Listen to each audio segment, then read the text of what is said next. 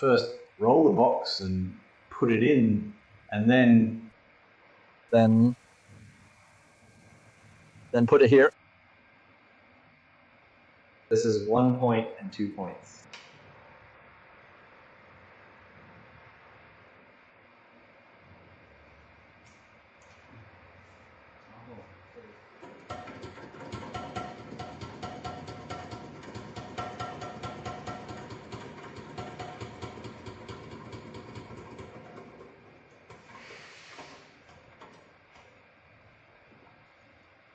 Then take it out. Then there is a gasket here.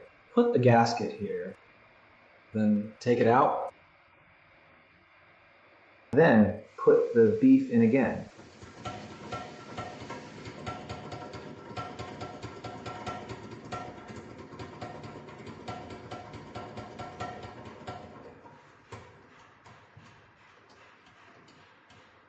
Set the pressure to 80. I see. Then you can remove this part. Then take it out. Then this one, you can do this.